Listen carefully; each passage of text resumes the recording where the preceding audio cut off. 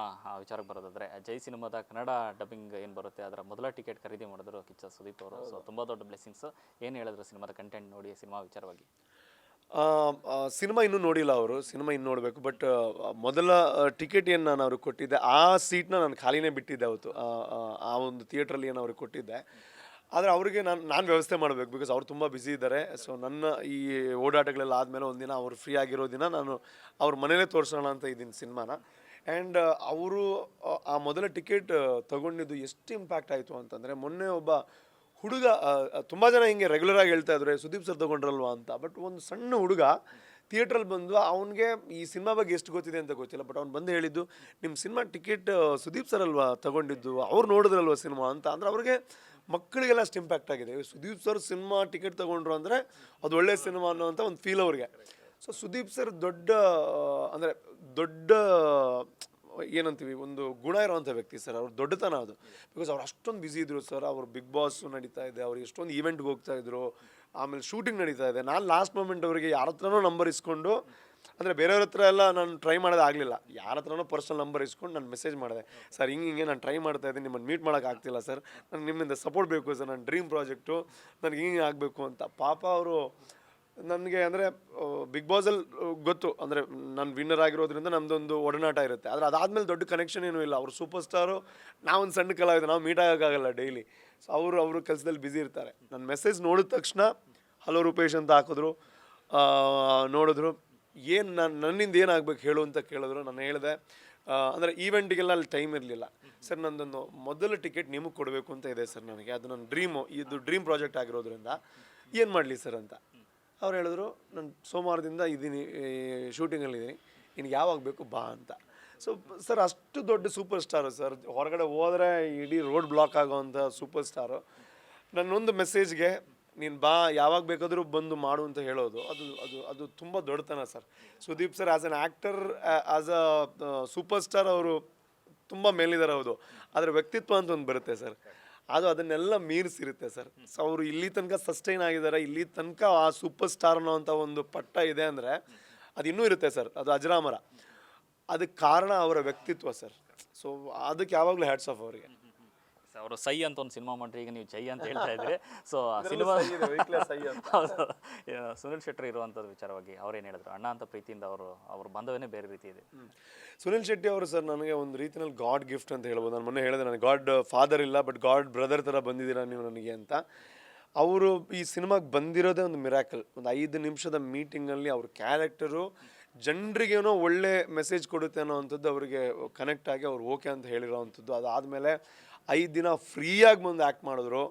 Promotions ಬಂದು ಆದಮೇಲೆ ಜನರ ರೆಸ್ಪಾನ್ಸ್ ನೋಡಿ ಸೋಷಿಯಲ್ ಮೀಡಿಯಾದಲ್ಲಿ ಪ್ರತಿದಿನ ಶೇರ್ ಮಾಡ್ತಾಯಿದ್ರು. ಆ್ಯಂಡ್ KL ರಾಹುಲ್ ಅವರಿಗೆ ಅವರೇ ಹೇಳಿದ್ರು, ಈ ಥರ ಆಗ್ತಾಯಿದೆ, ಹಿಂಗೆ ಒಳ್ಳೆ ಸಿನಿಮಾ ಬರ್ತಾಯಿದೆ, ಒಂದು ಸಪೋರ್ಟ್ ಮಾಡು ಅಂತ ಹೇಳಿದ್ದಕ್ಕೆ ಅವ್ರು ವಿಡಿಯೋ ಬೈಟ್ ಕೂಡ ಕಳಿಸಿದ್ರು.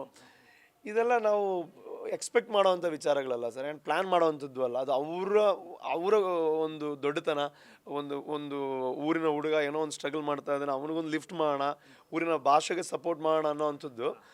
ಅದು ಅವ್ರು ಎಷ್ಟೇ ದೊಡ್ಡ ವ್ಯಕ್ತಿ ಆದರೂ ಅವರ ನೆಲಕ್ಕೆ, ಅವರ ಮಣ್ಣಿಗೆ, ಆ ರೂಟ್ಗೆ, ಆ ಬೇರಿಗೆ ಹೆಂಗೆ ಅವರು ಇನ್ನೂ ಕನೆಕ್ಟೆಡ್ ಇದ್ದಾರೆ ಅಂತ ತೋರಿಸುತ್ತೆ ಸರ್. ಅವ್ರ ಬಗ್ಗೆ ಏನು ಹೇಳಿದ್ರು ಕಡಿಮೆ. ಆ್ಯಂಡ್ ಈ ಸಿನಿಮಾ ಜೈ ಅನ್ನೋದು ಬಹುಶಃ ಸುನಿಲ್ ಶೆಟ್ಟಿ ಅವರು ಇದ್ದಾರೆ ಅನ್ನೋವಂಥದ್ದೇ ಒಂದು ದೊಡ್ಡ ಹೈಲೈಟ್ ಪಾಯಿಂಟ್ ಈ ಸಿನಿಮಾಗೆ. ಈಗ ಅಳಿಯ ಮತ್ತು ಮಾವ ಇಬ್ಬರಿಗೂ ಕೂಡ ಭಾಷೆ ಮೇಲಿರುವಂಥ ಪ್ರೀತಿ ಮತ್ತು ಈ ನೆಲದ ಮೇಲಿರುವಂಥ ಪ್ರೀತಿ ಬಗ್ಗೆ ಹೇಳೋದಾದರೆ?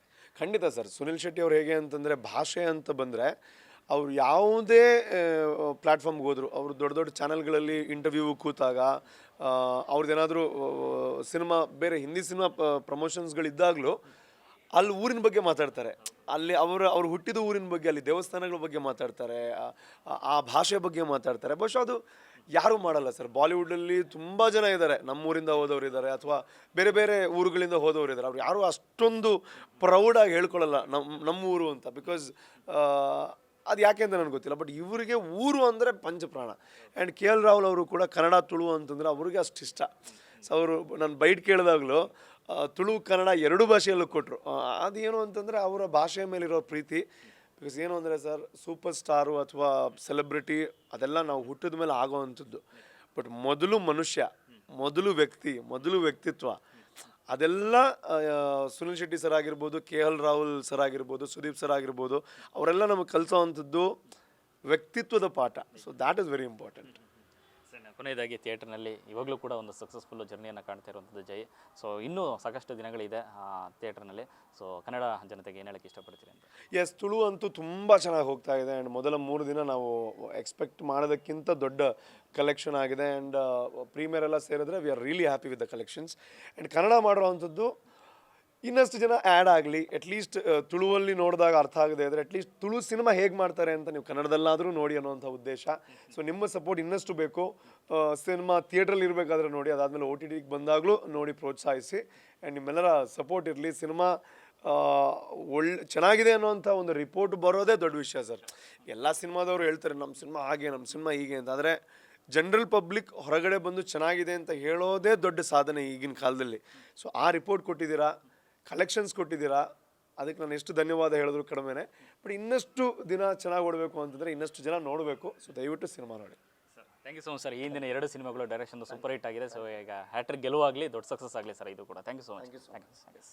ಎಸ್, ಇದಿಷ್ಟು ರೂಪೇಶ್ ಶೆಟ್ಟಿ ಅವರ ಮಾತು. ಕ್ಯಾಮ್ರಾ ಪರ್ಸನ್ ಶ್ಯಾಮ್ ಜೊತೆ ಲೋಕೇಶ್ ನ್ಯೂಸ್ ಫಸ್ಟ್, ಬೆಂಗಳೂರು.